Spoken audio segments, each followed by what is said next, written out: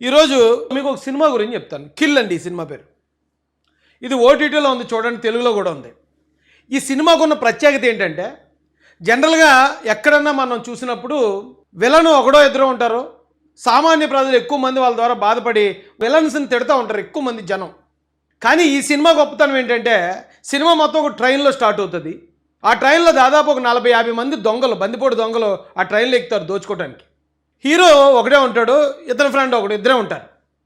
So ఇక్కడ majority వచ్చి ఈ బందిపోటు దొంగలు ఉంటారు, వీళ్ళిద్దరే ఉంటారు యువతల. కాబట్టి ఆ మెజారిటీ దొంగలు వీళ్ళ గురించి తప్పుగా మాట్లాడితే హీరో విలన్ అయిపోడండి. మెజారిటీ అంటే 1కి 100, 100కి 1000 మంది వచ్చేసి లేదు చంద్రబాబు నాయుడు గారు తప్పు చేస్తున్నారు, అన్యాయం చేస్తున్నారని మాట్లాడడం వల్ల చేసిన న్యాయం ఏదైతే ఉందో, చేసిన మంచి ఏదైతే ఉందో అదైతే చెడుగా మారిపోదు. దానికి ఉదాహరణ ఈ సినిమా ఒకసారి మీరు చూడండి. ఈ సినిమాలో ఆ బందిపోటు దొంగలు వచ్చి నిర్దాక్షిణ్యంగా ప్రజలను చంపుతూ ఉంటారు. ఆ ట్రైన్లో ఉన్న వాళ్ళని చాలా ఘోరంగా చంపుతుంటారండి. చంపుతుంటే వీళ్ళ కమాండోస్ అనమాట, హీరో ఫ్రెండ్ కూడా ఆర్మీ ఆఫీసర్ కమాండోస్. వీళ్ళు తిరగబడతారు. తిరగబడి మొత్తం ఆ 40 మంది సంగతి ఒకడిని కొట్టుకుంటూ వెళ్తూ ఉంటారు. వీళ్ళు ఒక స్థాయికి వెళ్ళేటప్పటికి అంత క్రూరమైన విలన్స్ కూడా ఏ హీరోని అంటాడు ఆ విలన్ గాడు, నువ్వు అసలు నిజంగా సైనికుడువా? కాదు, నువ్వు రాక్షసుడివి, నువ్వు రాక్షసుడు అని తిడుతుంటాడు. ఆడు క్రూరమైన రాక్షసుడు, ఆడు మనుషుల్ని చంపేస్తూ ఉంటాడు, బందిపోటు. ఆ బందిపోట్లను కొడుతున్నాడని హీరోని రాక్షసుడిని తిడతాడు విలను. ఎక్కడ చూడం మనం, కొత్తగా అనిపిస్తుంది ఆ సినిమాలో. ఈ రోజున వైసీపీ వాళ్ళని చూస్తుంటే నాకు అదే గుర్తొస్తుందండి. ఎందుకు గుర్తొస్తుంది రాజేష్ అని మీరు అడగొచ్చు. వైసీపీ హయాంలో ఎన్నో నేరాలు, ఘోరాలు, అన్యాయాలు జరిగాయి. ఇప్పుడు కూటమి ప్రభుత్వం వచ్చిన తర్వాత, చంద్రబాబు నాయుడు గారు సీఎం అయిన తర్వాత ఈ రాష్ట్రం ఒక గాడిని పడుతుంది.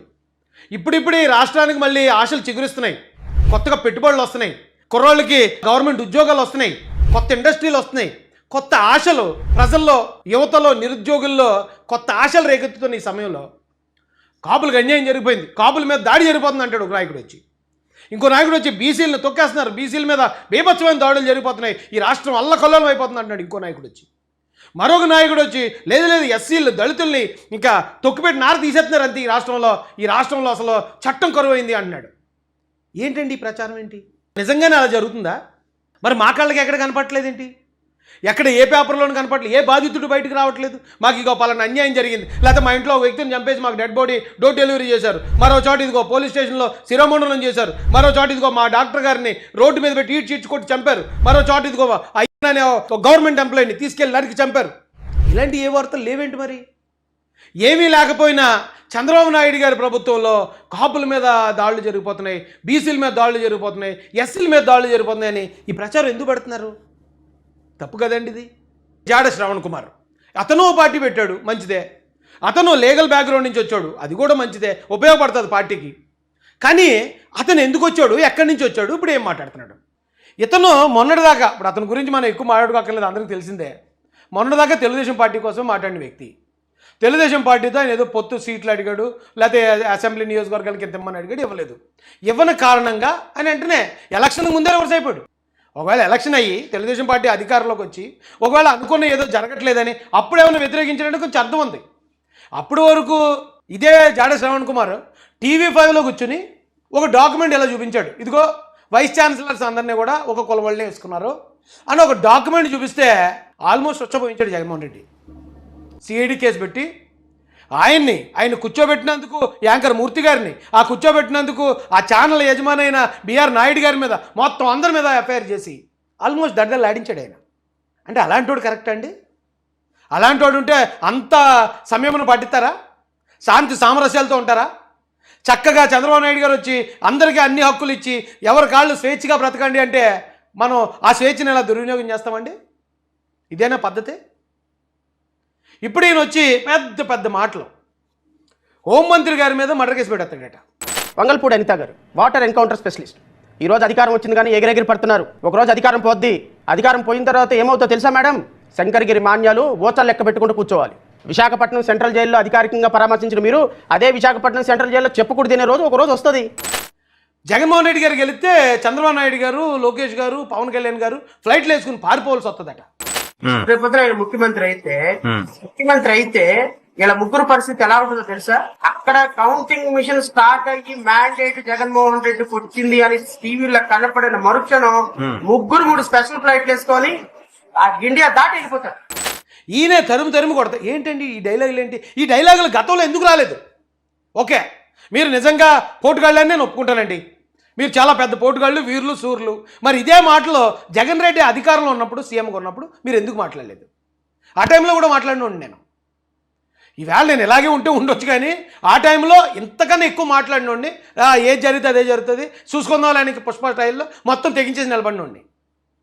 అప్పుడు మాట్లాడిన వాళ్ళు ఎవరో ఈవేళ ఒక మంచి వ్యక్తి, ఒక పెద్ద ఆయన అధికారంలోకి వచ్చి అందరినీ పిల్లల్లాగా, అందరినీ సొంత కుటుంబంలో చూసుకుంటూ, ఎవరు తిట్టినా ఎవరు ఏం చేసినా మాట్లాడకుండా భరిస్తూ పోతా ఉంటే మనం ఆయన ఇలా ఇబ్బంది పెట్టడం ఎంతవరకు న్యాయం అండి? ఆయన ఇలాగ అవమానకరంగా మాట్లాడడం ఎంతవరకు న్యాయం అండి? తప్పు కదండి అది. తప్పని అనిపించట్లేదా మీకు? రాజకీయం చేయండి, తప్పులేదు. ఇప్పుడు మీరు పార్టీ పెట్టారు, జాడ శ్రావణ్ గారు పార్టీ పెట్టారు. ఎస్, నేను పార్టీ పెట్టాను, బడుగు బలహీన వర్గాల కోసం నేను పనిచేస్తాను, ఇక నేను గెలిస్తే ఇక మీకు ఇలా చేస్తాను, మాట్లాడండి, తప్పలేదు. లేదు ఈ గవర్నమెంట్ ఎక్కడన్నా పొరపాటు చేసిందా, ఆ పొరపాటుని ఎండగట్టండి, తప్పలేదు. ఈ ప్రభుత్వం ఒకవేళ అన్యాయం చేస్తే ఏం అన్యాయం చేసింది, వైసీపీ హయాంలో ఏం అన్యాయాలు జరిగాయి, వాటిని కంపేర్ చేయండి. కంపేర్ చేసి ఒకవేళ వీళ్ళందరికన్నా నేనైతే బాగా చేస్తాననేది ఏమైనా ఉంటే మీరు చెప్పండి. అది మిమ్మల్ని నమ్మితే ప్రజలు ఖచ్చితంగా కొట్టేస్తారు. అంతేగాని తెలుగుదేశం నుంచే ఎస్సీలను, కాపుల్ని, బీసీలని బయటికి లాక్కురావాలనే ప్రయత్నం మాత్రం చేస్తే ఎంతకన్నా పెద్ద స్ట్రాటజీలు వేసాడు జగన్మోహన్ రెడ్డి 2019 నుంచి 24 దాకా. అతన్నే మట్టి కనిపించేశారు. మీరు చేసే స్ట్రాటజీలకి జనం ఎవరు పడే పరిస్థితి ఉండదు. ఈ గవర్నమెంట్లో ఏదో అన్యాయం జరిగిపోతుందంటే అలా నమ్మే వాళ్ళు ఎవరైనా ఉంటారు అంటే కనుక వైసీపీ కార్యకర్తే ఉంటాడు. జగన్ గారి మీద ఉన్న ప్రేమతోటో లేకపోతే రాజశేఖర రెడ్డి గారి మీద ఉన్న ప్రేమతోటో ఉంటాడు తప్ప మిగతా వాళ్ళు ఎవ్వరూ కూడా ఈ రాష్ట్రంలో ఇప్పుడున్న ఈ ప్రభుత్వంలో బీసీలకో, కాపులకో, లేకపోతే మరొక ఎస్సీలకో అన్యాయాలు జరిగిపోతున్నాయి, అక్రమాలు జరిగిపోతున్నాయి, చంపేస్తున్నారు, డోర్ డెలివరీ చేస్తున్నారంటే నమ్మేవాడు ఎవడున్నాడండి? ఎక్కడ జరుగుతున్నాయి? జరిగితే చూపించండి. జరిగితే చూపించి అక్కడ ఒకవేళ న్యాయం జరగకపోతే దాన్ని ఫైట్ చేయండి. అప్పుడు మీరు రియల్ లీడర్స్ అవుతారు. అంతేగాని లేని దాన్ని క్రియేట్ చేసి బురద మనం జల్లాలి తెలుగుదేశం పార్టీ మీదో జనసేన మీదో అంటే మళ్ళీ ఆ బురద వచ్చి మీ మీదే పడుతుంది. మిమ్మల్ని నమ్మేవాళ్ళు కూడా మిమ్మల్ని నమ్మరు. ఇది అంతా జగన్మోహన్ రెడ్డి గారు అనుకుండి ఆయన చేస్తున్న స్ట్రాటజీ ఇది. కులాల వారీగా విడగొట్టడానికి ఆయన చేస్తున్న ప్రయత్నం ఇదని ప్రజలందరూ భావిస్తారు. అప్పుడు మీ లీడర్షిప్ కూడా డ్యామేజ్ అయిపోద్ది. అది సార్ పరిస్థితి. అర్థం చేసుకోవాల్సిందిగా రిక్వెస్ట్ చేస్తూ ఎక్కడున్న ఎస్సీలు కానీ, బీసీలు కానీ, కాపులు కానీ ఎవరి మాటలు మీరు నమ్మకండి. తెలుగుదేశం చెప్పినా, జనసేన చెప్పినా, వైసీపీ చెప్పినా మీరు చెప్పిన మాటలు కాకుండా వాళ్ళు చేసిన పనులు చూడండి, జరుగుతున్న అభివృద్ధి చూడండి, గతంలో జరిగిన దారుణాలు, అప్పుడు జరిగిన దాడులు ఇవన్నీ ఒకసారి గుర్తు తెచ్చుకుని రెండు కంపేర్ చేయండి. ఎందుకంటే నాకు ఈ రాష్ట్ర ప్రజల మీద నమ్మకం వచ్చింది. జగన్మోహన్ రెడ్డి గారు అన్ని ఐపాక్ స్ట్రాటజీలు వేసినప్పుడే వాటినే నమ్మలేదు. కాబట్టి ఇప్పుడు ఎవరో వచ్చి అబద్ధాలు చెప్పి మోసం చేసేయగలరు తెలుగు వాళ్ళు అంటే అది జరిగే పని కాదని కూడా తెలుసు. అయినా కూడా ఎప్పుడప్పుడే జరుగుతున్న వాస్తవాలు మీకు తీసుకురావాలి కాబట్టి మేము ముందుకు తీసుకొచ్చాను.